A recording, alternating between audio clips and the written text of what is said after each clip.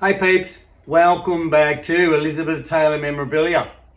Been a while since I've actually had a video out there, but I hope you've gotten a chance to go back into the backlog and check out some of the other great Elizabeth Taylor Memorabilia videos that I've put out there for you. Today, however, we're going to look at a very special tiara that was used by Elizabeth Taylor to do a photo shoot.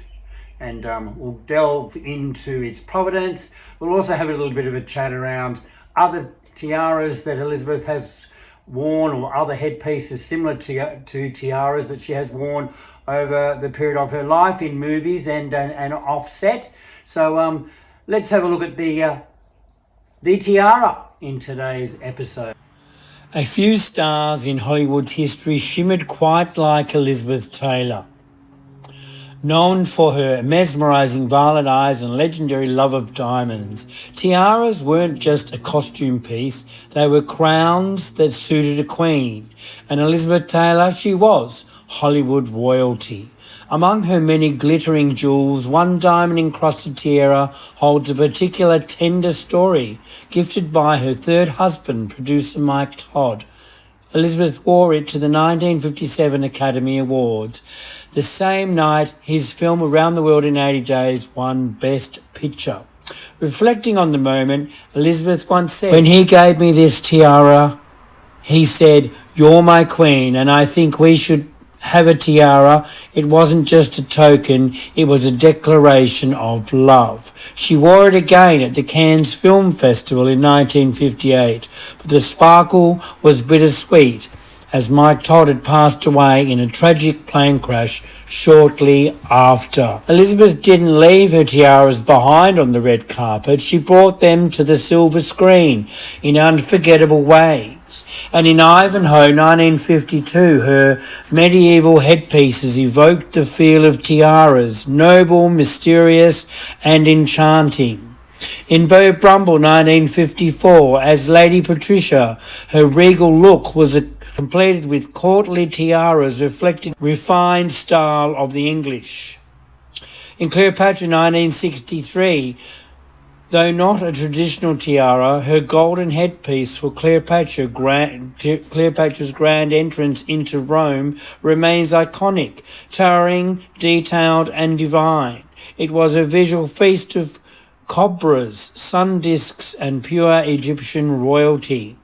Then in The Taming of the Shrew 1967, as the fiery Caterina, Elizabeth wore a Renaissance-style tiara adorned with pearls and ornate flourishes.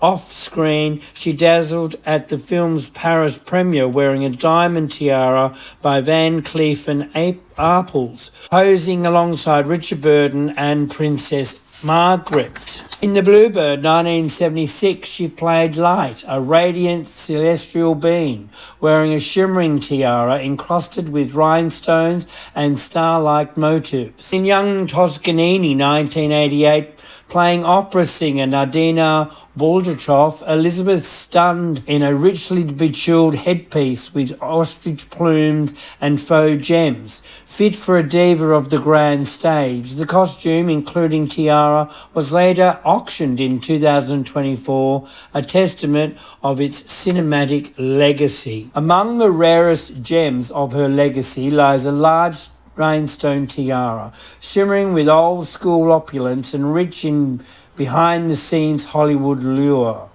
Not worn for a major motion picture or a red carpet event, but for a 1970s promotional photo shoot, said to have had a playful circus theme. This tiara embodies both Taylor's flamboyant style and whimsical, over-the-top energy of the era.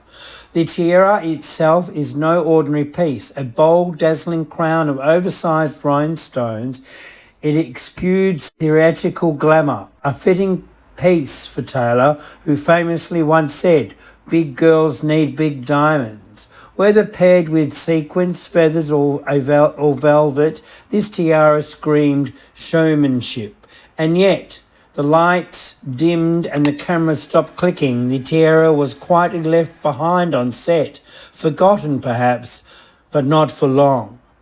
This sparkling relic found its second life in the hands of a man whose story is pure Hollywood gold. A long-time studio insider, he began working at the 20th Century Fox in the 1940s, spending decades between sound stages and wardrobe departments. Known for his cinema charm and knack of collecting, he built relationships with countless stars, from Marilyn Monroe to Betty Grable, and often posed for candid photos with them. Among these mementos was this tiara, carefully wrapped and preserved after that mysterious 1970s shot with Elizabeth Taylor. According to his daughter, it was one of his favourite keepsakes, a radiant reminder of the golden age of cinema. Today, this tiara has resurfaced, emerging from the vault of respected antique dealer J. Baxter. With over 2 decades in estate appraisal and a graduate of CACG, Certificate Appraisers Guild of America, Baxter conducted a thorough examination of the tiara and the collector's extensive records. His verdict: authentic, iconic Hollywood history. Elizabeth Taylor wasn't just a film icon, she was a walking jewellery box. From diamond necklaces to Cartier rubies, she made opulence an art form. But there's something uniquely enchanting about this tiara. It's not a red carpet showpiece or a cinematic costume.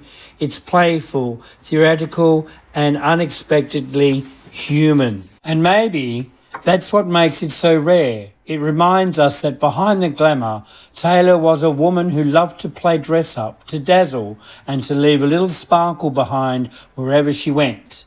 Elizabeth Taylor wasn't just playing royalty, she embodied it. From screen to stage, red carpet to real life, her tiaras weren't just accessories, they were symbols of strength, style, and the unforgettable spirit of a Hollywood icon.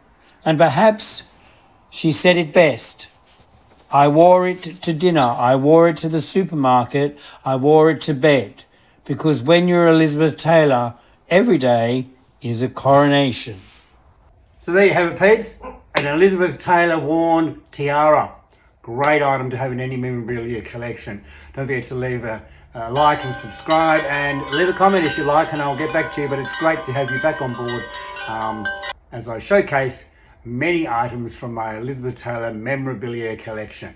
Until next time, take good care and be kind to yourself.